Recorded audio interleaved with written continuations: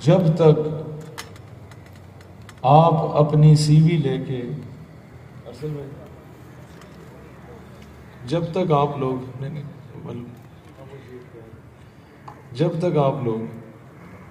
اپنی سی وی لے کے کسی بندے کے دفتر پہ دستک نہیں دیتے کہ میں باقی ایپلیکینٹس کی نسبت زیادہ اچھی نوکری کرنا چاہتا ہوں آپ کی، میں آپ کی زیادہ اچھی وفاداری کروں گا، میں آپ کی زیادہ اچھی چاپلوسی کروں گا، میں آپ تمام حاکم وقت جو گزرے جو ہیں ان کی طرح تم بھی بھکاری ہو، منگتے ہو، فراڈیے ہو، اپنا مقام اپنا مرتبہ کب بحال کر سکو گے؟ آج سے اس تحریک کا آغاز کرو اور اسے ہر زبان زد عام کرو کہ فرنگیوں نے یہاں سے جانے سے پہلے جو جائیداد نوازی تھی اپنے وفاداروں کو، اپنے بوٹ پالش کرنے والوں کو، ان جائیدادوں کو بیچو اور آئی ایم ایف کے منہ پہ قرضہ دو تاکہ پاکستان آزاد ہو کی مہینوں میں اور اپنے فیصلے خود کرے۔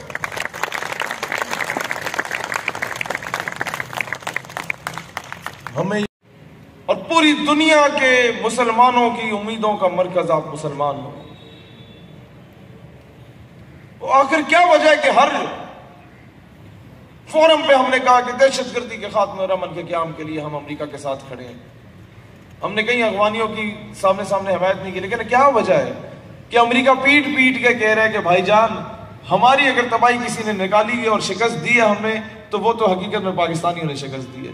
یہ کوئی تو روحانی قوت ہے نا، کوئی تو کام ہو رہا ہے جو ہمارے ملک میں وہ ارتغل میں سفید داڑھی والے دیکھے نا آپ نے جو بیک اینڈ پہ کام کر رہے ہیں، تو ہماری ریاست کہیں نہ کہیں کچھ نہ کچھ کر رہی ہے۔ امیدوں کا مرکز ہو تم لوگ۔ آذربائیجان اور آرمینیا کی جنگ ہوتی ہے، آرمینینز وہ جنہوں نے آٹومن امپائر کو شکست دی، کچل دیا۔ آذربائیجان نے بری طریقے سے ان آرمینینز کو شکست دی ابھی recently few months back. Pakistan کے کسی بھی ریپریزنٹیٹیو نے آذربائیجان کا نام نہیں لیا، لیکن کیا ہوا؟ آذربائیجان نے جشن منایا تو اپنے گھر کے اوپر اپنے ملک کا جھنڈا اور ترکی کا جھنڈا اور پاکستان کا جھنڈا لہرایا۔ اس کا مطلب ہے کہیں نہ کہیں پاکستان موجود تھا۔ آپ امیدوں کا مرکز ہیں، لیکن کیا آپ ان امیدوں پہ پورا اتر پا رہے ہیں؟ 100% یا نہیں اتر پا رہے؟ واحد چیز جو ہماری راہ میں رکاوٹ ہے وہ ہے قرضہ، وہ ہے بھکاری پنا۔ میں آپ کو بڑے کیٹیگوری کے لیے ایک چیز بتاؤں، ہمارے کسی پولیٹیکل پارٹی میں کوئی کافر نہیں بیٹھا ہوا، کوئی اسلام دشمن یا پاکستان دشمن نہیں بیٹھا ہوا۔ ہاں، سنسیریٹی اور پریورٹیز کے معاملے میں بڑے ہم لوگ پیچھے رہ چکے ہیں، مادہ پرست ہو چکے ہیں۔ ہر بندہ کچھ نہ کچھ کرنا چاہتا ہے اپنے ملک کے لیے، اپنے ریلیجن کے لیے، کوئی برداشت نہیں کرتا الٹی سیدھی بات اپنے نبی علیہ السلام کے لیے۔ لیکن کیوں؟ کیا وجہ ہے کہ گھٹنے ٹیکنے پڑتے ہیں؟ وجہ یہ ہے کہ ہم نے خود جا کے سیویاں دی ہیں کہ مہاراج ہم تمہارے بہتر وفادار ہیں۔ 20 روپے کے عوض 1857 کی جنگ آزادی میں ایک مجاہد کی مخبری کرنے والے 20 روپے حاصل کرنے کے لیے، اور پھر یہ قانون بنایا گیا کہ جو بندہ کھائیاں بیلچے لے کے انگریز کے خلاف نکلا تھا لڑنے کے لیے بر صغیر کی آزادی کی جدوجہد میں، جو اس کی مخبری کرے گا اور مخبری درست ثابت ہوتی ہے اور وہ بندہ مارا جاتا ہے تو اس کی ساری جائیداد مخبر کو دے دی جائے گی۔ آج ان مخبر کی اولادیں میجورٹی میں آپ کے پارلیمان کا حصہ بنی ہوئی ہیں، اور یہ جانتے ہوئے ہم ہمارے دادے پردادے کیوں ان کی غلامیاں کرتے رہے۔ ہم تو ان یورپ کے غلاموں سے بدتر ہیں کہ ہم نے ان غلاموں کی بھی جا کے غلامی کی، اس سے بہتر تھا ڈائریکٹ یورپ کی غلامی کر لیتے۔ ہماری سوچ آج تک کیوں نہیں آزاد ہوئی؟ کتنے لوگ ہیں ہاتھ کھڑا کرو جنہیں نواب کے گھر سے کھانا آتا ہے، وڈیرے کے گھر سے کھانا آتا ہے؟ کسی کو نہیں آتا. تو پھر یہ جدی پشتی غلامی کیوں؟ پھر بات الٹیمیٹلی وہی آتی ہے کہ سچ آکھن بغاوت ہے تو بغاوت نام ہے شاکر دا. ہمیں پھر اس پہ اترنا پڑے گا. ہمیں پھر ان جاگیرداروں کے خلاف ایک جمہوری سٹرگل کی ضرورت پڑے گی. پچھلے 10 سال سے کوئی دھرنا ایسا نہیں ہے ہم نے نہ دیا ہو، کوئی ایسی ریلی نہیں ہے جو ہم لوگوں نے نہ کی ہو، کوئی ایسا مظاہرہ نہیں ہے جو ہم لوگوں نے نہ کیا ہو، کوئی ایسا نعرہ نہیں ہے جو ہم نے نہ لگایا ہو. کیا ملا ہے؟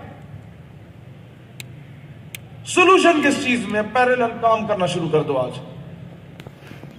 آج کے بعد کوئی بچہ آپ کو نظریاتی نظر آتا ہے اور لائق ہے، اسے بولو فٹافٹ نظریے کی خدمت کرنی ہے، ISSB کا امتحان دو، فوج میں جاؤ. ہمیں ایک عشق رسول سے لبریز اور پاکستان کی محبت سے لبریز آرمی آفیسر چاہیے اپنی فورسز میں. اگر وہ BS آنرز کر رہا ہے، بیچلرز کر رہا ہے یونیورسٹی میں، BZU میں یا IUB میں ہے، اور وہ اچھا GPA لے رہا ہے اور وہ چاہتا ہے میں قوم کی خدمت کرنا چاہتا ہوں، اسے بولو ہم تمہیں تنظیم میں رکھیں گے، لیکن پہلی پریورٹی پہ تم، ہماری شرط ہے تنظیم سیکنڈ پریورٹی، پہلی شرط یہ کہ you should apply for CSS کا ایگزام دو. جب ایک بندے کا پتر جا کے ڈپٹی کمشنر بنتا ہے تو ضلع کی چور بازاری ختم ہوتی ہے، نہیں تو وہ لینڈ گریبنگ کرنا شروع کر دیتا ہے. بھائی سسٹم پہ کام نہیں کرو گے تو نعرے لگاتے رہو گے. بھائی لاکھوں کے مجمع لے کے ہم نے نعرے لگائے اور ایک لوکل SHO اٹھ کے کہتے چلو بھائی کوئی تمہاری بات چاہتی سننے والا. وہاں میرا جیسا میری مرضی کا نعرہ لگانے والی 12-14 خواتین بھی آتی ہیں تو بڑے بڑے بیوروکریٹس پہلے سے سیکیورٹی کا انتظامات کرتے ہیں. وائی؟ کیونکہ ان لوگوں نے سسٹم پہ کام کیا، ہم نے نعرے لگانوں پہ کام کیا. آج 10 سال کی اس طویل جدوجہد جو میں نے شروع کی تھی، اور داڑھی مونچھ بھی نہیں تھی میری اس وقت، میں میٹرک کا اسٹوڈنٹ تھا. اس کے بعد میں اس نتیجے پہ پہنچتا ہوں کہ until and unless تم سسٹم کا حصہ نہیں بنتے you won't be able to change.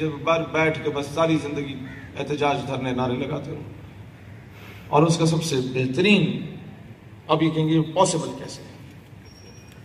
میرا بھائی یہ پاسبل ایسے ہے. نواز شریف آسمان سے اترا تھا یا بھٹو یا خان، تو پھر یا تم کوئی عجیب مخلوق ہے کہ تم نے نہیں ایسی صرف غلامیاں کرنی ہے جناب نواب آتے. فتح کیسے کہتے ہیں؟ فتح الیکشن جیتنا نہیں ہے. میں نے کل باولپور میں ورکر کنونشن میں خطاب کرتے ہوئے کہا کہ اس بار بلدیاتی انتخابات جو آ رہے ہیں مارچ اپریل میں، ہم یہ اسی دسمبر میں اپنی پولیٹیکل پارٹی اناؤنس کر کے 22,000 نوجوان کینڈیڈیٹس کو ٹکٹ دے رہے ہیں. ہر گاؤں میں ہر کونسلر کا ٹکٹ دے رہے ہیں تاکہ 25-26 سال کا. اچھا فتح کیا؟ میں ابھی سنو. فتح یہ نہیں ہے کہ آپ جیت گئے ہو. فتح یہ ہے کہ 60 سال کے بابے جو جدی پشتی جیتتے آ رہے ہیں، ان کے مقابلے میں ایک پڑھا لکھا 25 سال کا لڑکا اگر کھڑا ہو جاتا ہے نا تو وہ اس کی فتح ہوتی ہے. اس کا کھڑا ہونا ہی اس کی فتح ہوتی ہے.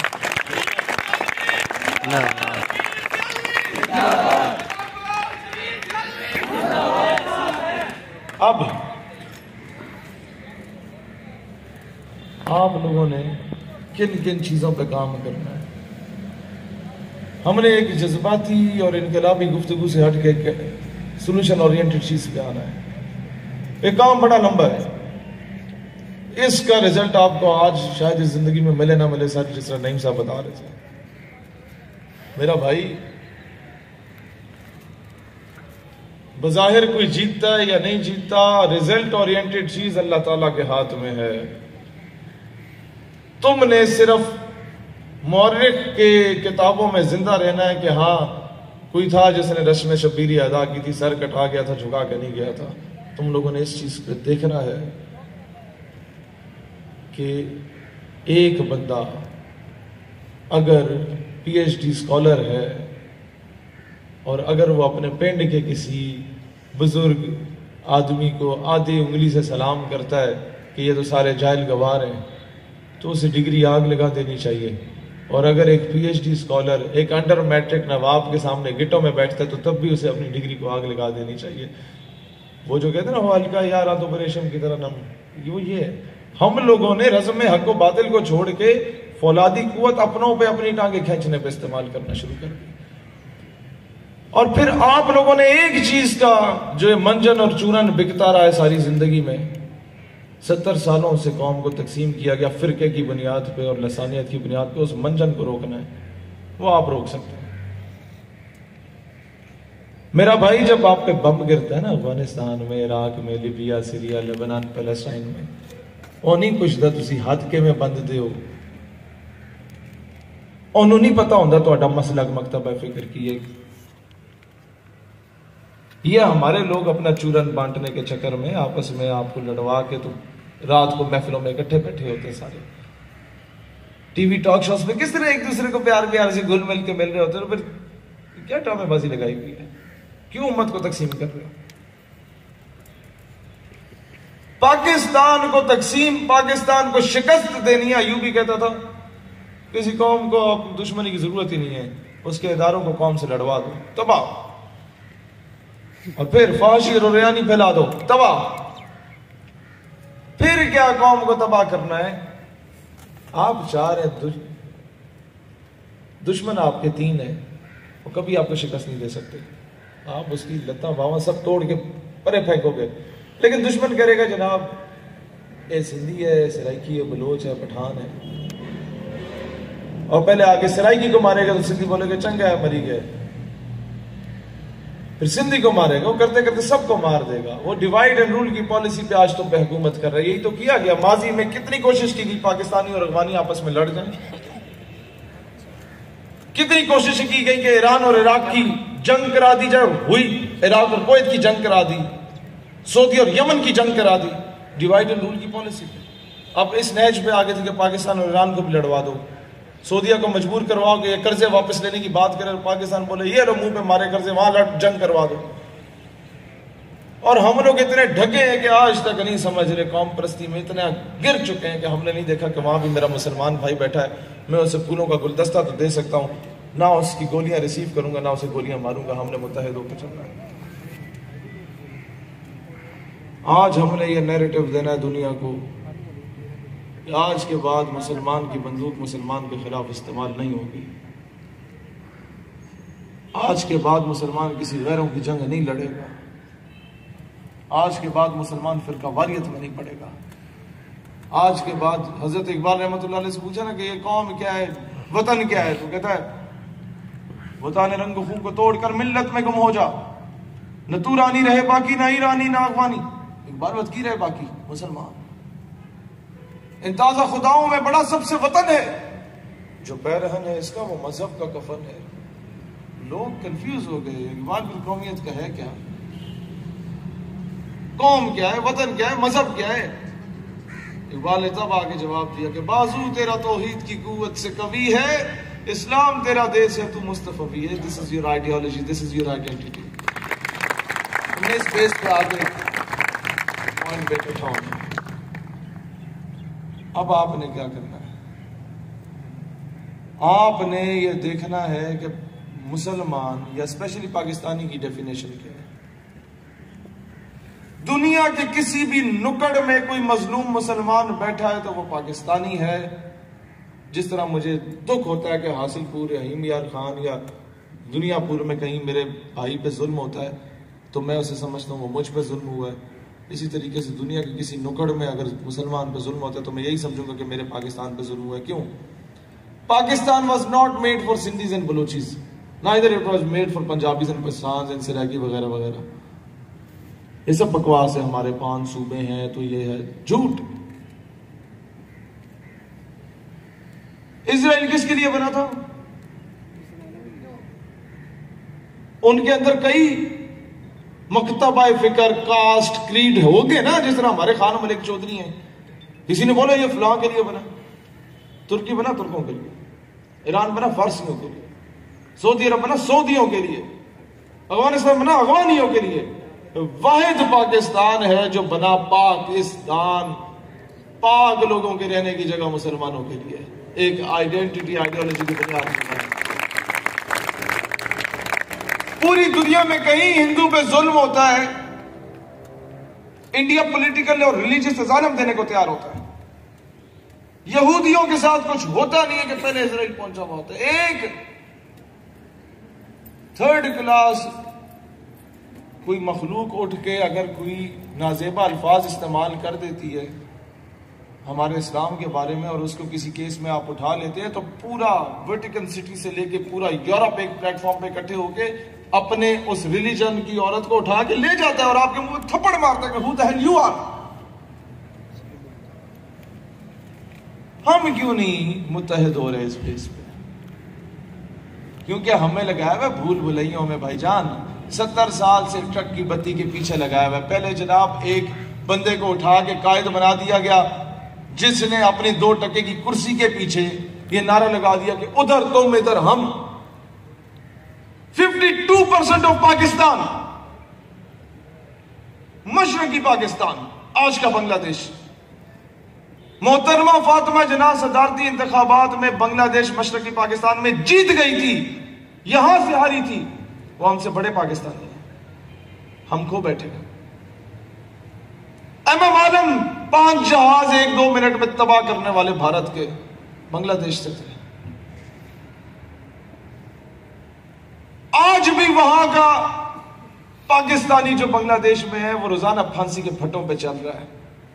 ملا عبد القادر کی ایگزامپل دوں یا کسی ایگزامپل دوں، صرف اس وجہ سے کہ اس نے 71 کی جنگ میں بھارت کے خلاف پاکستان کا ساتھ دیا تھا. لیکن سوال یہ پیدا ہوتا ہے کہ یہ غداری کے ٹھپے کس نے تمہیں رائٹ دیا بھائی؟ میں اگر پاکستان کا پرچم لگاتا ہوں تو اپنے گھر میں بھی لگا کے اپنے سینے پہ پھرتا ہوں کیونکہ میں اسے تعویذ سمجھتا ہوں. کیونکہ اس پرچم کو غور سے دیکھو، سبز لالی کو، تو اس کی نسبت میرے آقا کی گنبد خضرا سے ہے. میں اس کو صورت تعویذ سمجھتا ہوں. مجھے اس سے وفاداری کا سرٹیفکیٹ کسی کے بوٹ پالش کرنے کی ضرورت نہیں ہے. نواب وڈیرے جاگیردار یا میں نے ایم پی اے کہ میں پاکستان کا حامی ہوں. نو، یہ ہمارے اکابر نے اس کے لیے قربانیاں دی. عبدالستار خان نیازی who was the founding members of MSF at the time of partition. وہ مولانا نیازی، اعزازی طور پہ لوگ مولانا کہتے تھے اسے، انجینئر تھے بیسیکلی، ایک اسٹوڈنٹ لیڈر تھے. وہ جب جنرل ضیاء الحق مرحوم، کئی جگہوں پہ جنرل ضیاء کو بڑا فیور کرتا ہوں کہ اس نے کچھ پوائنٹس پہ بڑا اچھا کام کیا، لیکن اینی ہاؤ اسٹیٹ کی ریٹ ہوتی ہے، آپ تو اس کو you have to maintain it. تو تحریکیں چل رہی تھی تو جنرل ضیاء کے اے ڈی سی آئے نہیں سیٹ کے مسٹر نیازی کائنڈلی تھوڑا سی دیر کے لیے رک جائیں، ملک کے حالات سازگار نہیں ہیں. وہ مسکرائے، لیکن اتنے میں اس بندے نے ایک ایسا جملہ بول دیا جو ناگوار گزرا. انہوں نے کہا mister Niazi I am uniform, we are running the state and you are under the state. میں وردی میں ہوں بھائی جان، کہ ہم ریاست چلا رہے ہیں اور تم ریاست کے ماتحت ہو. ہم اس نیازی کے فالوور ہیں جس نے جواب دیا کہ بیٹا I know you are in uniform, you are running the state and I am under the state, but let me be very clear, listen to me very loud and clear کہ I was in uniform when you were in liquid state. میں تاں وردی پائی ہوئی سی جب تو پیدا بھی نہیں ہویا سا. میں تاں دا پاکستانی سا، میں تاں دا اس کی فوج کا سپاہی سا. جج کے پاس لے کے گئے اس وقت، تحریک ختم نبوت، تحریک نظام مصطفیٰ، اور ایک دور میں تحریک پاکستان میں اپنا رول پلے کیا. جج سے جوان تھا، ساگم نثار کی طرح نہیں تھا اتنا بزرگ. اس نے کہا نیازی میں نے تمہاری یہ زندگی دیکھی ہے، ساری زندگی تحریکوں میں گزر گئی ہے تمہاری. تو مولانا نیازی ریپلائیڈ کہ بیٹا نیازی اپنی زندگی تحریکوں میں نہ گزارتا تو تم اس کرسی پہ نہ بیٹھے ہوتے، کسی تھڑے پہ پکوڑے جا کے بیچ رہے ہوتے. ہمیں ایسے اسٹوڈنٹ لیڈرز چاہیے جو بلنٹ ہوں، اسٹریٹ فارورڈ ہوں، جو کہے کہ ہمیں وفاداری کے پاکستان سے سرٹیفکیٹ کسی سے نہیں چاہیے. ہم پاکستان کو خود مختار ریاست بنانا چاہتے ہیں، ہم پاکستان کو آزاد ریاست بنانا چاہتے ہیں. جو یہ کہنا ہی چھوڑ دیں کہ جناب فلانا مہاجر ہے، مہاجر پورے سندھ کا ستیہ ناش کر دیا یہ مہاجر ٹرم یوز کر کے. اور بھائی جس بندے نے 1947 میں اپنی جان مال عزت آبرو تن من دھن گھر بار بچے بیوی سب کچھ چھوڑ کے he migrated all the way from India to Pakistan, وہ مہاجر نہیں ہو سکتا، وہ مجھ سے بڑا پاکستانی ہے. اسے اون کرنا سیکھو، اسے غیر نہ بولو. یہی تو چیز پاکستان کو توڑتی ہے، یہی تو بنگالی اور پنجابی کی جنگ نے توڑ دیا. حالانکہ یہ جنگ نہیں تھی، وہ ایک تھرڈ کلاس پولیٹیشن جس کے آج بھی زندہ زندہ کے نعرے ہم لگا رہے ہوتے ہیں، اس کی کرسی کی جنگ تھی. لیکن یہ جدی پشتی غلامی کب ختم ہوگی؟ چلو وہ سیاستدان تو بڑی اچھی تقریر کرتا تھا، اس نے بڑے اچھے پوائنٹس پہ بھی کام کیا، کئی جگہوں پہ میں اس کو ایڈمائر بھی کرتا ہوں، لیکن ان کی صاحبزادیاں ہیں سیاست میں، ہم نے مان لیا یہ بھی وزیر اعظم. اور یار غلامی کی بھی کوئی حد ہوتی ہے نا، اس کے بعد جو مخلوق آئی اسے کس کھاتے میں وزیر اعظم مانے؟ نہیں سمجھے آپ لوگ؟ میں بھٹو صاحب کی بات کر رہا ہوں کہ اسے بھی مان لیتے ہیں، بے نظیر کو بھی مان لیتے ہیں، اس کے بعد جو مخلوق ہم پہ مسلط کر گئے اسے کس طریقے سے مان؟ یہ موروثی سیاست نہیں چلے گی بابا. میرے BZU کا بندہ جو BS آنرز کر کے بیٹھا ہوا ہے، جسے پتہ ہے کہ ایک ریڈی والے کا دکھ کیا ہوتا ہے، ایک دکان والے کا دکھ کیا ہوتا ہے، ایک نان بھائی کا دکھ کیا ہوتا ہے، جو گراس روٹ لیول سے اسٹوڈنٹ پالیٹکس کر کے کوئی بلوچوں کی آرگنائزیشن، کوئی سندھیوں کی آرگنائزیشن، کوئی ان کے حقوق کی جنگ لڑنے والا، جو یہاں پر یونیورسٹیز کی جنگ لڑنے والا کہ یہاں پر تعلیم دو ان بچوں کو، میں سمجھتا ہوں وہ ان کیا کہتے ہیں باہر سے امپورٹڈ لیڈر سے بہت بہتر ہیں ہمارے یہاں کے لوگ. ہم نے ان کو مین سٹریم میں لے کے آنا ہے. ہم نے یہ جدی پشتی غلامی اب نہیں کرنی. ہم نے مزید اب ان لوگوں کے اپنے اوپر مسلط نہیں ہونے دینا. ایک کونسلر کا الیکشن ہوتا ہے میرا بھائی، تو جیتنے والے کے 700-800 ووٹ ہوتے ہیں. تم میں سے کوئی بھی نوجوان اپنے گاؤں میں کھڑا ہو جائے نا تو چاچے مامے تائی کی عزت بےزتی کا معاملہ ہوتا ہے. تمہیں کوئی نہ بھی جانتا ہو نا، 150 ووٹ تم نکال ہی لیتے ہو. تمہارے لیے یہی بڑا ہے کہ پنڈ کا چودھری جو صدیوں سے تم پہ حکمرانی کر رہا تھا، میں آج یہ وعدہ کر کے جاؤں گا انشاءاللہ تعالیٰ، یہ دو نہیں، ایک پاکستان کا نیریٹو امیر اور غریب کے لیے ایک ہی پاکستان کا نیریٹو تب کامیاب ہوگا جب بڑے بڑے نوابوں کے مزاروں کے بچوں کو میں ان کے مقابلے میں الیکشن میں کھڑا کر کے دکھاؤں گا انشاءاللہ. بھائی جان، یہ جدی پشتی غلامی اب ختم کرنے کی ضرورت ہے. ہمیں ایسی قیادت چاہیے جو پاکستان سے محبت نہ کرتی ہو، عشق کرتی ہو. ہمیں ایک ایسی قیادت چاہیے جو اسلام کے معاملے میں تم کہتے ہو فنیٹک ہے فنیٹک. میں جیل میں تھا، میں نے اسٹرے ریفلیکشنز اقبال کی کتاب پڑھ رہا تھا، اس میں لکھا ہوا تھا فنیٹسزم از پیٹریوٹزم ٹورڈز ریلیجن. مذہب کے معاملے میں حب الوطنی کو فنیٹزم کہتے ہیں، جسے کہتے ہیں نا بڑے فنیٹک آگے. ہاں ہے فنیٹک، بھائی میرے مذہب کا معاملہ، میں انتہا پسند ہوں، میں دہشت گرد ہوں، مان لیا، بغیرت نہیں ہوں. آپ نے جب ایک مولوی اور پیر اٹھ کے اسلام کی بات کرتا ہے نا تو لوگ پبلک نیریٹو دیتے ہیں کہ جائے تھا کامی ہے، ایدھی روزی روٹی اس نے لگی ہوئی ہے، خیر ہے یار اینو چھڑو. لیکن جب ایک نوجوان BZU IUB سے نکل کے پینٹ کو ٹائی لگا کے جب نکل رہا ہوتا ہے نا اور نعرہ لگا رہا ہوتا ہے تکبیر رسالت حیدری کا، اور کہتا ہے کہ مغرب کی غلامی پہ جوتے کی نوک پہ رکھتے ہیں، تو یقین کرو تم نے اربوں ڈالرز کی انویسٹمنٹ جو پچھلے 70 سالوں سے انہوں نے تمہارے رخ کو بدلنے کے لیے کی تھی، اس اربوں ڈالر کی انویسٹمنٹ پہ تم لات مار چکے ہو. یہ اصل انقلاب ہے جو یونیورسٹیوں سے نکلے گا.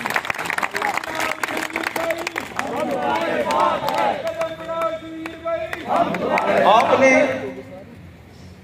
انقلاب کیا ہوتا ہے میرا بھائی؟ مدرسے میں جا کے آپ نعرہ نہ لگاؤ، 100 بندے اور ہیں لگائیں گے. مزہ تو تب ہے نا کہ جہاں پہ تمہیں مسٹر چپس پڑھایا جا رہا ہو، سنڈریلا پڑھائی جا رہی ہو، شیکسپیئر پڑھایا جا رہا ہو، وہاں جا کے بولو یار ہاں ٹھیک ہے ہم یہ پڑھیں گے، سب کچھ پڑھیں گے. تم پڑھاتے ہو تو ٹھیک ہے، نہیں بھی پڑھاتے تو چھٹی کے بعد ایک ایکسٹرا کلاس ہوگی جو کلاس ہم خود لیا کریں گے اور ہم 20 منٹ لیٹ چھٹی سے جایا کریں گے، اور آج ہم اس 20 منٹ میں پڑھا کریں گے. چلو ٹھیک ہے، صبح مسٹر چپس پڑھا، آپ پڑھتے ہیں محمد بن قاسم کون تھا، ٹیپو سلطان کون تھا، صلاح الدین ایوبی کون تھا، نور الدین زنگی کون تھا. ہمارے ہیروز یہ ہیں بھائی، ہم نے انہیں آئیڈیلائز کرنا ہے۔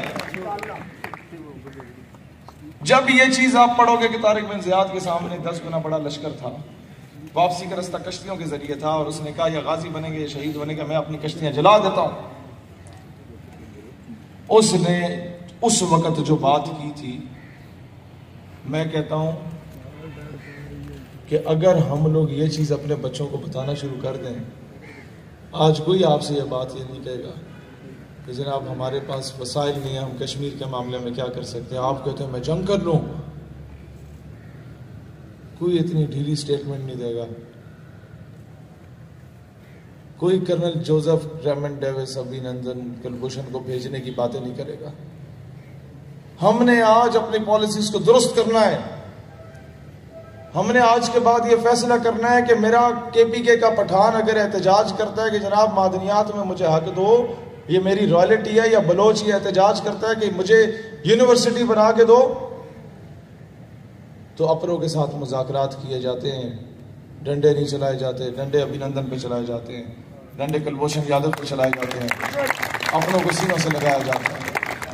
ہم نے دشمن کو موقع دیا، ہم نے مودی کو موقع دیا کہ آؤ بلوچستان میں انتہا پسندی پھیلاؤ، آؤ سندھ میں سندھو دیش کی بات کرو، آؤ کے پی کے میں پشتونستان کی بات کرو، لرو بریو اغوان کی بات کرو۔ میں نے اس دن جا کے اس نیریٹو کو شکست دی۔ میں نے کہا نو، قوم مذہب سے ہے، مذہب جو نہیں تم بھی نہیں، جذب باہم جو نہیں، محفل انجم بھی نہیں۔ آج کے بعد آر پار ایک اغوان نہیں، لرو بریوا مسلمان، آر پار ایک مسلمان اور اس کی روح سے ہم اکٹھے رہیں گے انشاءاللہ تعالی۔ یہ ہے جو قوم پرستی کو نیریٹو اگر کوئی شکست دے سکتا ہے تو وہ صرف اسلام ہے، اور وہی اسلامی نظریہ ہے جس میں پاکستان کی بقا ہے۔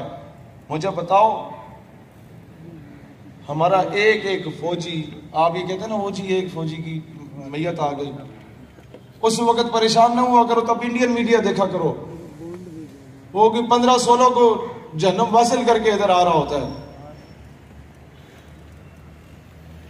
لیکن یہ یاد رکھنا کہ اگر تم ایک اسلامی نیریٹو کو نکال دو تو 20,000 کے پیچھے کوئی فوجی شہادت نہیں دیتا، وہ شہادت دیتا ہے نا تو وہ نعرہ تکبیر اور اللہ کے نیریٹو پہ جا کے دیتا ہے۔ یہ ہے اسلامک نیریٹو، اور ہم اس کو کبھی ختم نہیں ہونے دیں گے پاکستان سے۔ اس کے بعد ہمارے بڑے بھائی تشریف لائے، بڑا ممنون ہوں۔ اس کے بعد جو ہم لوگوں نے فوکس کرنا ہے وہ دوستانی زیوکار اس چیز پہ فوکس کرنا ہے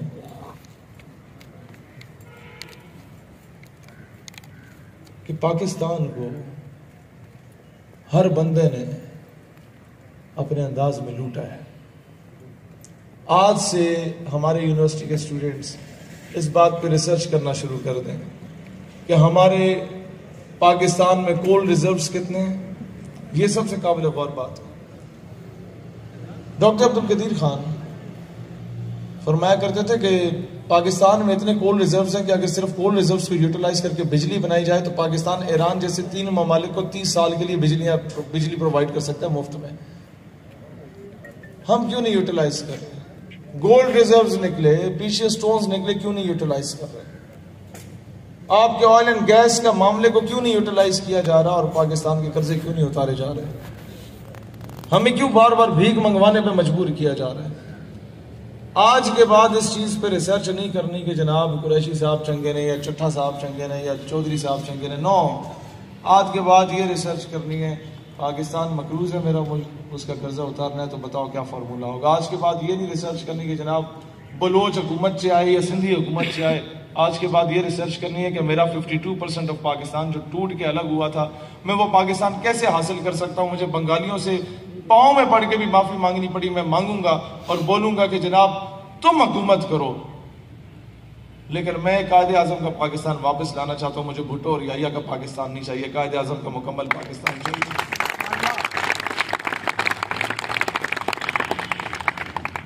دو سال پہلے مسجد نبی صلی اللہ علیہ وآلہ وسلم میں 12 ربیع الاول کو میجورٹی جو لوگ ہوتے ہیں پاکستانی، انڈینز اور بنگالی ہوتے ہیں، اردو سپیکنگ جو وہاں مزدور طبقہ ہوتا ہے، وہ چھٹی لے کے ادھر آ جاتے ہیں۔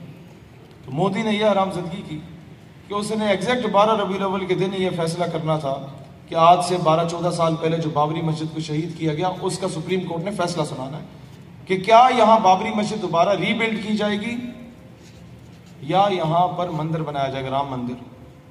اور اسے پتہ تھا کہ پوری دنیا رسول اللہ علیہ السلام کا برتھ ڈے سیلیبریٹ کر رہی ہوگی اور اس وقت ایک خوف کی فضا قائم کر دے گا وہ بھارت میں.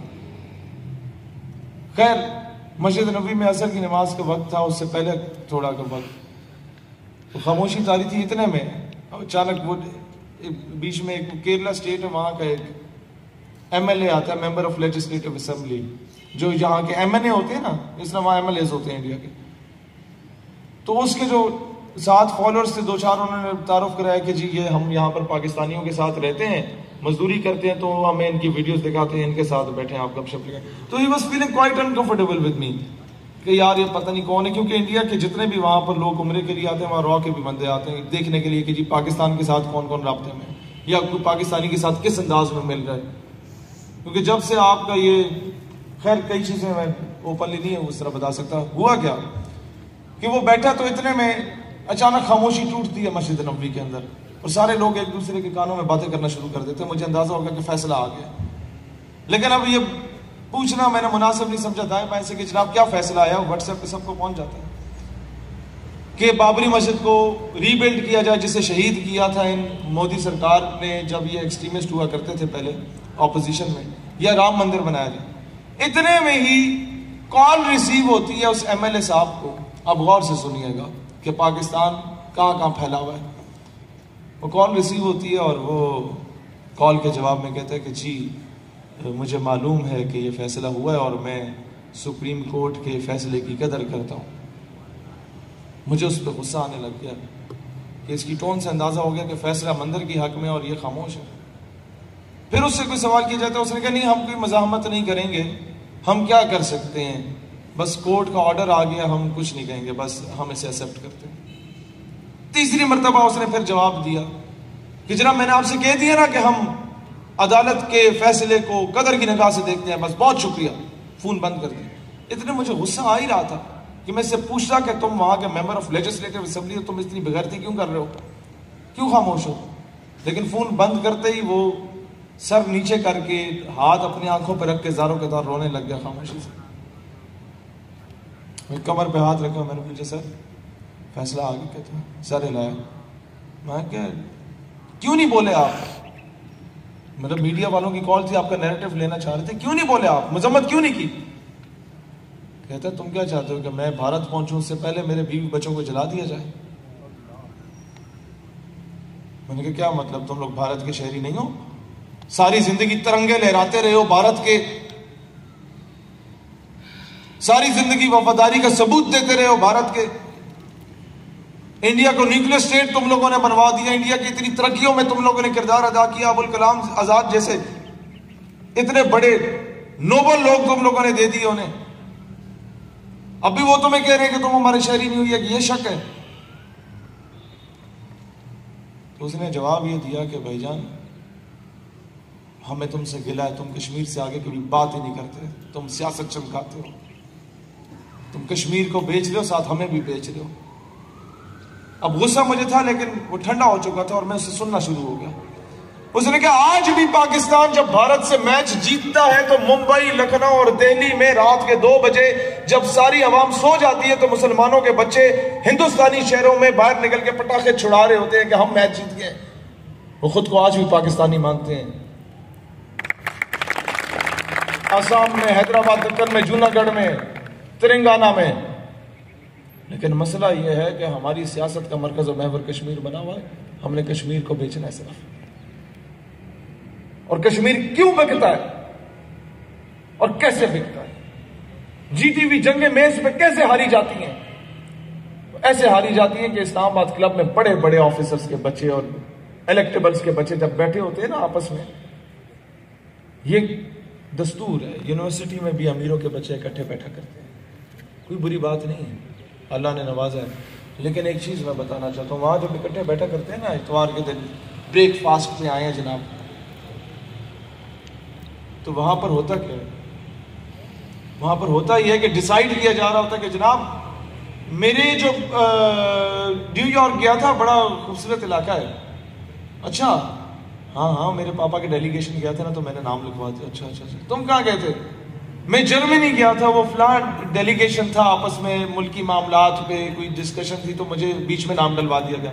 تم؟ یار میں تو ابھی تک کہیں نہیں گئے. یار وہ میرے پاپا جا رہے ہیں جنیوا کی ڈیلیگیشن میں ٹو اسپیک فار کشمیر, تو اس میں تجھے میرا پاپا سے کہہ کے تیرا نام ڈلوا دیتا ہوں, بڑا مزہ آئے گا, بڑی خوبصورت جگہ ہے جناب. وہ اس الو کے پٹھے کا نام ڈال دیا جاتا ہے کشمیر کے ڈیلیگیشن میں. ہوتا کیا ہے کہ یہ رات گزارتے ہیں شراب و کباب کی محفلوں میں, بارز میں, اور صبح جب کشمیر میں بولنے کی بات آتی ہے, ظاہر ڈیبیٹ ہوتی ہے, ایک طرف سے ایک بندہ بولتا ہے پھر دوسرا کاؤنٹر نیریٹو پیش کرتا ہے, یہ کہتے ہیں جناب اسپیکر یا مسٹر پریزیڈنٹ کشمیر میں بہت زیادہ ظلم ہو رہا ہے, ہمارے لوگوں کی بنائیاں چھینی جا رہی ہیں. اب یہ تقریریں یہاں جلسوں میں کی جا سکتی ہیں, اقوام متحدہ میں نہیں کی جاتی. وہاں لاجیکل فیکٹس اینڈ فگرز پہ بات کی جاتی ہے. وہاں پر انڈیا جو قابض ہے کشمیر پہ, جو ظلم کر رہا ہے, وہ آگے کہتا ہے sir ji according to the resolution of فلانا, قرارداد نمبر فلانا, اقوام متحدہ کی قرارداد فلانا, پیج نمبر فلانا, آرٹیکل نمبر فلانا, لائن نمبر فلانا, this Indian held Kashmir belongs to India. Even یہ آزاد کشمیر جو پاکستان کے پاس ہے یہ بھی انڈیا کا ہے, یہ جو گلگت ان کے پاس ہے یہ بھی انڈیا کا ہے, اور وہ اس کھاتے میں 50-60 لوگوں کے پی ایچ ڈی کے ریسرچ تھیسس دکھا دیتا ہے, جھوٹ پر مبنی. اور یہاں سے پھر پاکستانی اٹھ کے جواب دے, ہاں جی سر یہ شاید صحیح کہہ رہے ہیں لیکن سر ظلم تو بڑا ہو رہا ہے. یہ سفارش کلچر ہمیشہ سے 70 سالوں سے کشمیر کو بیچا جا رہا ہے. یہ تھرڈ کلاس لوگ آپ کے کشمیر کا سودا کر رہے ہیں. اور یہاں پر اگر ہم آگے کہتے ہیں نا ساڈا احمد ہے بڑا چنگا آدمی ہے جناب, اس نے ہمارے گاؤں کے فلاں بندے کو نوکری پہ لگوائے, اپنے باپ کے پیسوں سے نوکری دے رہے, تمہیں تنخواہیں دے رہے. اگر تمہیں سفارش میں نوکری لگایا تو اس نے ظلم کیا ہے عوام کے ساتھ, کہ کرائیٹیریا تھا کہ بی اے پاس کو نوکری لگنی چاہیے, اور تم میٹرک فیل ہو, اس نے تمہیں نوکری کر کے اگر تمہارے گھر کا چولہا جلایا تو پہلے ایک کریڈیبل بندے کے گھر کا چولہا اس نے بجھایا بھی ہے. یہ کیوں نہیں سمجھتے؟ اور جب تک یہ سفارش کلچر آتا رہے گا پاکستان کی تقدیر نہیں بدل سکتی. یہ سفارش کلچر یہاں کلرک کی جاب سے شروع ہوتا ہے, نائب قاصد کی جاب سے شروع ہوتا ہے, اور جاتا ہے کشمیر کے وفد کے لیے. جس دن ہمارے اختیار میں کیا ہم 2 سیٹیں بھی جیت گئے نا, میں گارنٹی دیتا ہوں رولا ہم اتنا ڈالیں گے کہ ہم کہیں گے کہ فارن منسٹر جائے کشمیر کے لیے, بالکل جائے, لیکن کشمیر کا ریپریزنٹیٹیو کشمیری ہونا چاہیے. یہ نہیں کہ جناب ہمارے شاہ صاحب پہلے رو میں بیٹھ کے کشمیر کی بات کر رہے ہوں, اور کشمیر کا اپنا وزیر اعظم اور صدر مملکت جو ہم نے بنایا ہوا وہ تیسری رو میں پیچھے بیٹھا ہوا, اور بھائی میرے ساتھ ظلم ہوا ہے, میں بہتر بتا سکتا ہوں کہ میرا مسئلہ کیا ہے, یہ یا یہ نہیں بتا سکتا.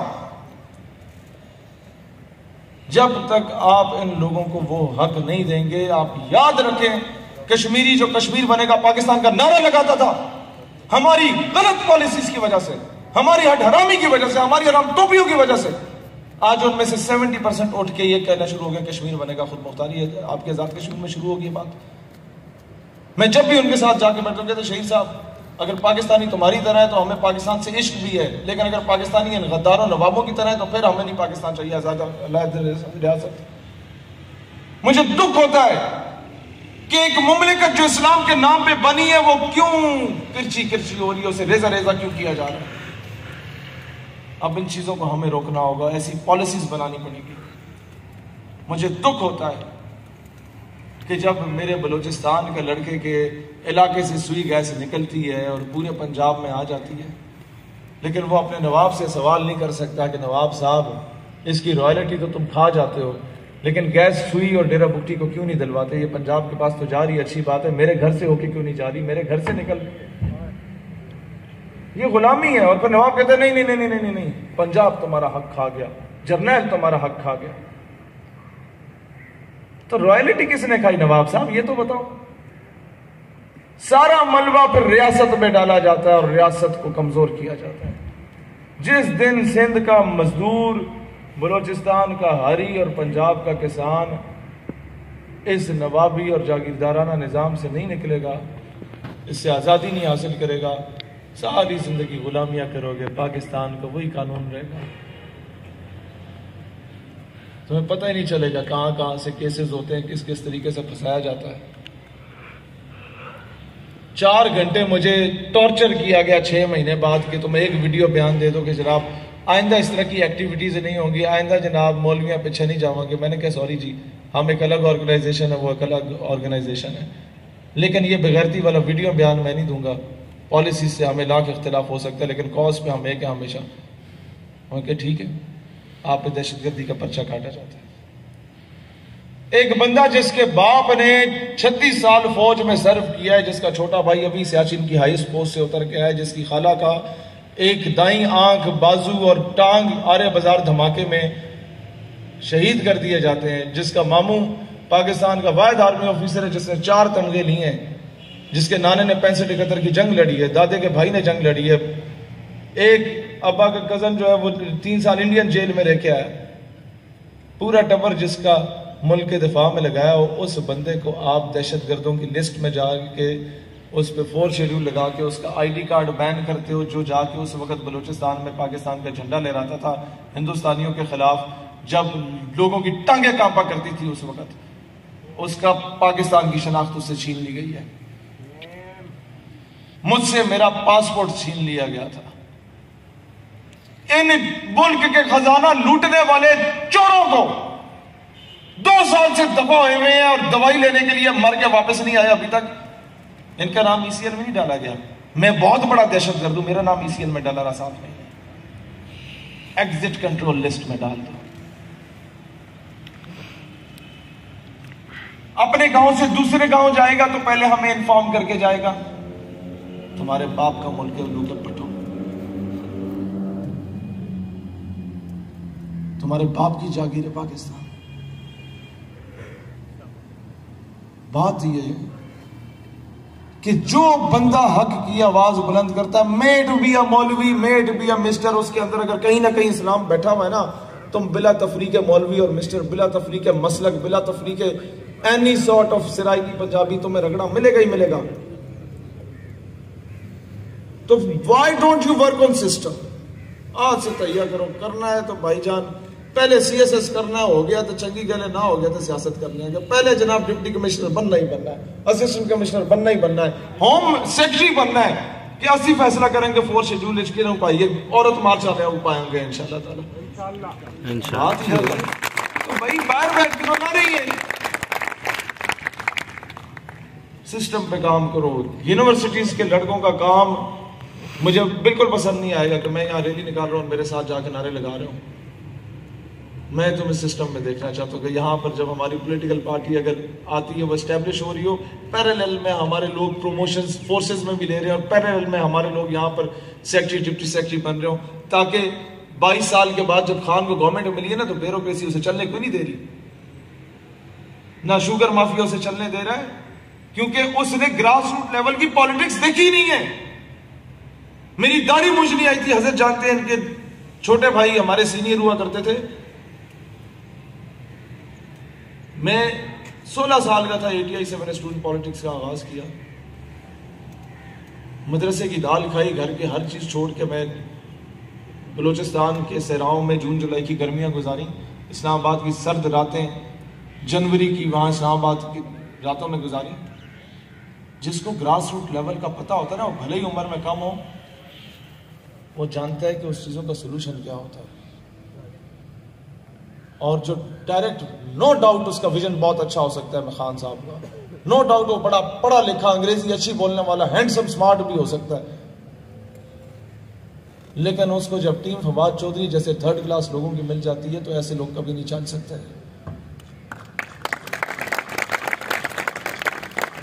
گراس روٹ لیول سے جب تک آپ ایک بچے کی تربیت کر کے اسے مین سٹریم میں نہیں لائیں گے، پاکستان کی تقدیر نہیں بدل سکتی. لہٰذا آج سے یہ فیصلہ کریں، بلدیات میں ہم نے ہر گاؤں میں، ہر پنڈ میں 25-26 سال کا لڑکا کھڑا کرنا ہی کرنا ہے. ہم نے یہاں سے اپنے گراس روٹ لیول کو سٹرانگ کرنا ہے. اور یہ بھی میں بتا دوں، یہ جو ہم لوگ پارٹی کا نام اناؤنس کریں گے وہ انشاءاللہ تعالی اردو میں ہی نام ہوگا تاکہ ہر پنڈ دیہات میں سمجھا جائے، اور اس کا جھنڈا پاکستان کے تمام جماعتوں میں بہترین ویژنری جھنڈا ہوگا. اور انشاءاللہ تعالی SYP اس کا یوتھ ونگ ہوگا. اور ایک اور چیز میں آج ہی کلیئر کر لوں, ہمارا نظریاتی بھائی کہیں پر بھی 19-20 کے فرق میں بھی ہو کسی بھی پولیٹیکل پارٹی سے جو ہماری سوچ اور فکر رکھتا ہے, اس کے مقابلے میں ہم کینڈیڈیٹ کھڑا کر کے ووٹ نہیں تقسیم کریں گے انشاءاللہ تعالی. ہم اس کی حمایت کریں گے, وہ چاہے کیپٹن صفدر ہو نون لیگ کا, عمران شاہ ہو نون لیگ کا, علی محمد خان ہو PTI کا, یا قاسم فخری ہو TLP کا. ہم ایسے لوگوں کے مقابلے میں اپنا کینڈیڈیٹ نہیں لے کے آئیں گے انشاءاللہ تعالی جو وننگ کنڈیشن میں. جہاں مطلب ایک نظریاتی بندہ کھڑا ہے, اس کے 1200-1400 ووٹ آ رہے ہیں, تو ہم بھی اپنا دھڑا بنا کے 200-400 ووٹ لے لیں گے تاکہ ہماری بھی ایگزسٹنس ہو. ہاں جہاں وننگ کنڈیشن میں وہاں ہم ساتھ دیں گے. ہمارا کوئی ساتھ دے نہ دے, گالی دے, ہم نے ساتھ دینا ہے فار دا سیک آف رسول اللہ علیہ السلام. اور پھر آئی نیڈ یو. یہ پینٹ کوٹ والے ممی ڈیڈی بچے یونیورسٹیوں سے نکلیں اور نعرہ لگا رہے ہو ختم نبوت کا, تاکہ انقلاب آئے گا جناب. تو اس لیے ہمیں پہلی صف میں جو دوست بیٹھے ہیں مجھے بتا رہے تھے کہ ساری زندگی ایسے بدماشوں کو میں نے دیکھا, بدماشوں پہ کام کرے, حالات نے انہیں بدماش بنایا ہے, کوئی شوق سے نہیں بنتا. لیکن جب ایک بدماش مڑ کے واپس آتا ہے نا, ایک اکاڑی صاحب تھے, وہ ایک ختم نبوت کے پروگرام میں گئے تو وہاں پتہ چلا قادیانیوں کا ہولڈ اتنا ہے کہ انہوں نے کرنا ہی نہیں دیا. انہوں نے کہتے تھے علاقے تو بڑے ڈکیٹ نو بدماش نو لے کے آؤ. اس نے اسے بتایا بھائی تو ڈکیٹ ہے اور یہ دیکھ لو بدماش بھی ہے, اور یہ میرے خیال ہے تم سے بڑے بدماش ہیں, انہوں نے ہمیں پروگرام نہیں ہونے دیا, واپس چلے گئے. اگلی بار جناب خط آتا ہے, دعوت آتی ہے کہ جناب ایک بہت بڑی ختم نبوت کی کانفرنس ہے, ہم آپ کو بلانا چاہتے ہیں. نیچے اسی دکیٹ کا نام لکھا ہوتا ہے. وہ کہتا ہے میں دکیٹ تھا, بغیرت تو نہیں تھا. جب ایک بندہ واپس اس طرح آتا ہے, زندہ باد, جب بندہ اس طرح سے واپس ایک نوبل کاز پہ آتا ہے نا, تو پھر وہ ایسے زبردست انداز میں آتا ہے کہ پھر اس کو کوئی نہیں روک سکتا. دنیا کا کوئی کانسرٹ نہیں تھا جو میں نے اٹینڈ نہ کیا ہو بچپن میں. ظاہر ہے آپ کو بنا بنا سب کچھ ملتا ہے, ہر قسم کی خرافات میں پڑے رہے, لیکن وقت کے ساتھ ساتھ جب اندازہ ہوا کہ یار یہ شاہ رخ خان, سلمان خان, امیتابھ جن کو ہم لوگ دیکھ رہے ہوتے ہیں, یہ تو الو کے پٹے ایم ہی ہیں, اصل ہیرو تو وہ برہان وانی منان والی ٹائپ کے. تب ہم نے کہا یار زندگی کچھ اور ہے. اس سسٹم پہ کام کریں, متحد ہو کے چلیں, اللہ پاکستان کا حامی و ناصر ہو. نعیم صاحب کدھر ہیں؟ میں بہت شکر گزار ہوں آپ کا. اور یہ شارٹ نوٹس پہ ہمارا پلان ہوا تھا, اور الحمدللہ آج ہم لوگ بھی 5-7 ہزار نوجوانوں کو ایڈریس کرتے ہوئے اسپائر کالج میں, مسلم کالج میں, اسٹیک کالج میں, اور 1-2 اور اداروں میں آدھا گھنٹہ پورے کالجز میں ایڈریس کرتے ہوئے یہاں پہنچے ہیں. تقریباً آپ کا آدھا ملتان ہم کور کر آئے ہیں ایک دن کے شارٹ نوٹس پہ. انشاءاللہ یہی رسپانس ملے گا ہمیں. بہاول پورا ہم کل پورا کور کر آئے تھے. بڑے بڑے لوگوں نے بدماشیاں کرنے کی کوشش کی تھی کہ جناب انہیں یہاں گزرنے نہیں دیں گے. ہم لوگ پورا شہر میں اپنے ڈنکے کی چوٹ پہ گئے, اور انشاءاللہ جائیں گے. انشاءاللہ اذان بھی ہو گئی ہے. اللہ آپ